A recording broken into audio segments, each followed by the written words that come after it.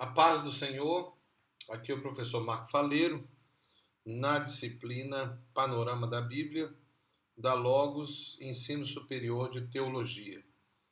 A ava nossa é a sexta parte da aula dupla 3, que é a aula 5 e 6, e a terceira parte da aula 6, ou seja, estamos a terminar essa aula dupla e essa aula 6.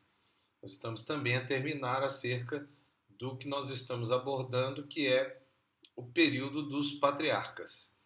Lembrando aí a nossa linha de tempo que nós estamos utilizando, né, uma linha de tempo cronológica, utilizando os anos, os milênios, né, que são os 1000 anos, como base, também colocando aí os 7 períodos.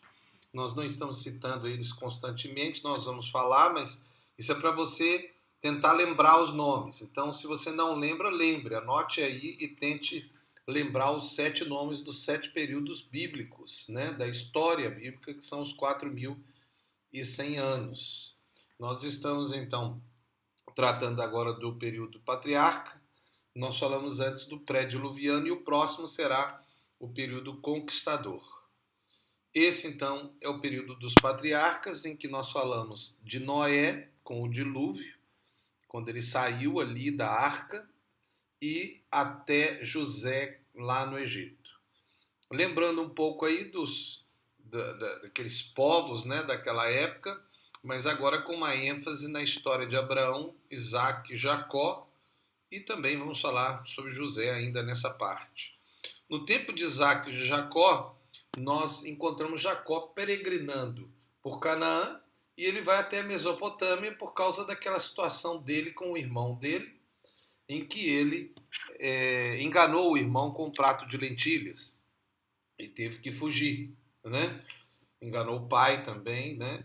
Colocando aquela parte, né, na mão para que o pai achasse que fosse a mão do irmão.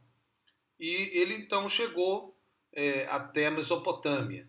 Nós então temos lá em Canaã povos inimigos, cidades, estado. Já o clima não era o mesmo clima do tempo de Abraão, né? Já havia alguns povos que eram mais de guerra, querendo conquistar o território do outro. Nós temos aí em Harã parentes de Abraão, né? Que eram parentes que moravam num tipo de tendas e eram pastoril. Não era o mesmo sistema que Abraão, que tinha uma cidade, né, a de Ur. Nós vemos também o caso, né, de Rebeca perante Raquel, né, e Lia e Labão, né? Nós temos então a busca de parentes de Isaac, de Jacó, né? Isaac com Rebeca e Jacó com a busca de Raquel, que acabou também tendo aquela situação em que ele foi enganado e ele casou primeiro com Lia, depois ele casou com Raquel, né?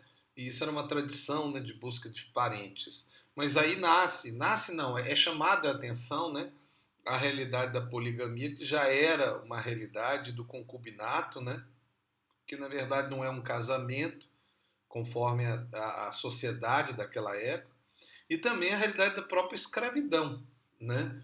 Porque é um fato que Jacó ele se desposa com Zilpa e Bila, que eram escravas de Lia e de Raquel, e que se tornaram depois, né, futuras concubinas.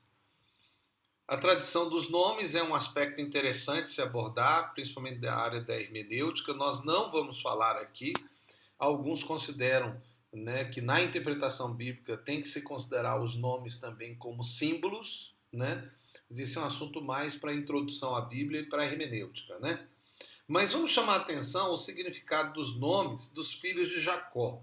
Nós temos os primeiros nascidos, né, que são os 4 mais velhos, né, que é Rubem, Simeão, Levi e Judá, com seus significados, e nós vamos colocar os significados aqui. Rubem, recebido de Deus; Simeão, Deus é favorável; Levi, sustentáculo da sociedade; e Judá, louvor. Depois nós vimos os filhos das concubinas, né? Bila, que era escrava de Raquel, que deu o filho Dan, julgamento de Deus; e Naftali, engenhoso. E Zilpa, que era escrava de Lia ou Leia, né? Que teve Gade, vindo por acaso; e Aser, que é felicidade. Depois nós temos Os outros filhos de Lia, apenas lembrando os 4 primeiros, Rubem, Simeão, Levi e Judá, mas depois ela teve ainda Issacar, nascido como recompensa, Zebulon, recompensa da amizade. Ela teve então 7 filhos homens, mas ela também teve uma filha, né, que é a única filha mulher, né, de Jacó, que é a Diná, que inclusive teve uma situação muito desagradável com a Diná. Nós temos aí Raquel depois, quando ela teve os seus filhos, né, foram os últimos filhos, que é José, que significa aumento, foi o 11º filho homem, né? Já tinha Diná, que era uma mulher, e Benjamim, que inclusive foi o motivo da morte de Raquel, né? Foi o nascimento, ela morreu no nascimento de Benjamim, e Benjamim, ele primeiro recebeu um outro nome, que era amargura, e depois ele recebeu o filho da felicidade dele, de Jacó. Ele era o filho mais novo. Os ídolos do lar foi uma realidade contada em que Jacó e sua família livre da idolatria, mas seus parentes não eram. E Raquel foi criada, né, como politeísta. E ela levou os ídolos do pai, mas não dá valor sagrado, somente físico e financeiro. Bom, isso é alguma proposta hermenêutica, né? Ela, inclusive, escondeu debaixo da imundície dela. Mas isso foi uma vergonha para Jacó. Jacó volta à sua terra, depois que ele tem os filhos, a região de Canaã. E nós temos então a realidade dos dois irmãos, né, que acabam se encontrando, e Esaú demonstra que perdoou Jacó, mas são dois povos diferentes, né? Jacó são os israelitas e Esaú são os edomitas, né? E foi dos edomitas que veio mais tarde os amalequitas, né? Que foi um problema sério para Israel e que Deus, inclusive, pediu para destruir esse povo. Eles estavam no monte Seir, é a Idumeia, né? Edom, de avermelhado ou ruivo. Talvez para alguns era por causa do prato de lentilha, né? Que foi o apelido dado a ele, né? Mas o rei dos amalequitas, que veio dos edomitas, foi morto pelo profeta Samuel. Lembra dessa história, já mais à frente? Que era o Agag. Ele ainda teve aquele... Foi por causa disso que Saul teve o problema. Nós vamos falar depois, né? Mas ele acabou deixando descendentes, que foram os agagitas. Inclusive, um desses agagitas foi aquele que quis exterminar o povo de Israel na história de Esther. Mas veio tudo daí, de Amaleque, de Edom, de Esaú. O caso de Siquém é um caso específico, né, que tem...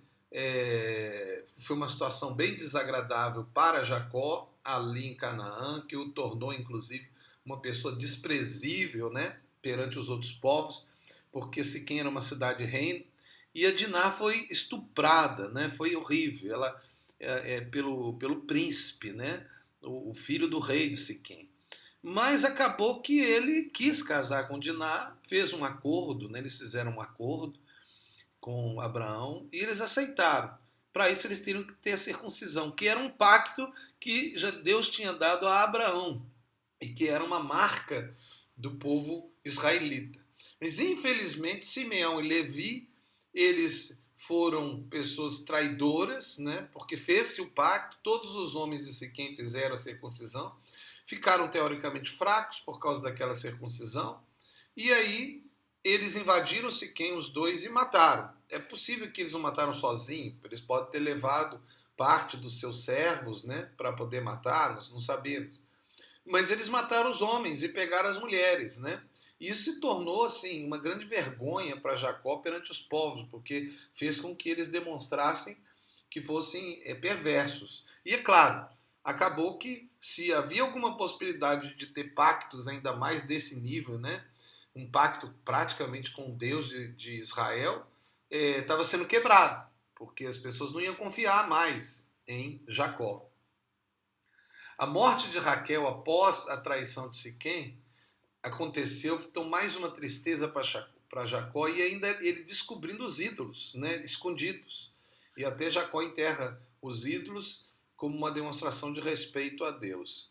Depois disso a gente entra basicamente nessa história de José e os seus irmãos e os dois períodos, né, que a gente teve, que foi o período de Canaã, quando eles estavam juntos, aí teve aquela relação de inveja entre José e os irmãos, e Abraão também fazendo uma distinção do seu filho, né, José. E aí nós vemos a realidade de José sendo vendido pelos irmãos, indo para o Egito, e lá, primeiro na prisão, depois como um servo, né, primeiro ele na casa de Potifar e depois na prisão, e ele chegando mesmo a ser o grão-vizir lá do Egito.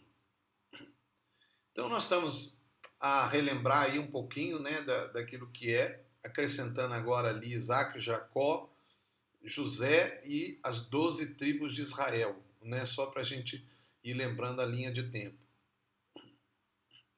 Em Canaã tinha cidades-estado, era a terra dos cananeus, uma terra de conflitos e interesse de dois reinos, porque ao norte tinha a Síria e ao sul tinha o Egito. E esses povos no meio fazendo aliança com um e com o outro para se defender. E os israelitas no meio dessa realidade, mas os israelitas nessa época já eram um povo de tendas e pastoril e nômade. No Egito, os israelitas foram para Gósen, quando José, por causa da fome, né, aquele anos de fome, ele trouxe o pai, com o faraó permitindo, e eles foram levados para a terra de Gósen, que é do delta do Nilo, né, onde tinha terras boas e onde tinha os gados dos egípcios. O faraó, então, fica muito satisfeito, né, porque eles eram um povo pastoril, e eles começam a tomar conta de todos os rebanhos dos egípcios. Né? E eles prosperaram, eles enriqueceram, adquiriram um claro conhecimento, engenharia ali do Egito. O povo começou a mudar, né, com aqueles conhecimentos. E ali houve 400 anos de prosperidade e iniciou um novo período. Nesse período foi que houve, né, em que José vivia, ele já viveu com faraós que eram de um povo chamado Ixo. E esse povo Ixo, eles não eram contra pastores, pelo contrário, eles eram pastores também, né? Então eles tiveram uma boa recepção com os hebreus, mas mais tarde o Baixo Egito e o Alto Egito se reuniram de novo e os antigos egípcios da terra conseguiram derrubar os Ixos e aí dominaram o novo, teve um novo rei, o que a Bíblia diz, veio um novo rei, que não conhecia José, né, que era desse período. E esse novo rei quis apagar toda a história dos Ixos, inclusive o tal do José, que foi assim algo muito importante para o reino dos Ixos e a vitória deles com a prosperidade que teve. E aí houve uma atitude, né, contra o povo de Israel e os tornaram escravos nesses 400 anos, né? E então nós terminamos esse período dos patriarcas, nesse período de silêncio, né? E aí até que nasce, claro, Moisés, né? E nós temos então um novo período, que é um período conquistador, mas com um povo que tinha se tornado agora um povo escravo. E com um Egito que agora não mais amava os hebreus, mas odiava eles, né? E também que rejeitava até a profissão que eles tinham, né, que era de pastores. Então muitos ficaram lá em Gósen, muitos foram trazidos para as cidades dos egípcios como escravos, inclusive foram utilizados para grandes construções, provavelmente do tempo da dinastia dos Ramsés, que é uma proposta histórica do período de Moisés, né? Então vocês estão vendo aí mais uma vez, né, aquele material que nós temos só para que a gente relembre aí, né, essa parte que nós temos visto e nós vamos então assim terminar essa última parte do período dos patriarcas e nós vamos entrar agora no período conquistador. Aqui é o professor Marco Faleiro na disciplina do Panorama da Bíblia e nós somos da Logos Ensino Superior de Teologia. Que Deus abençoe você.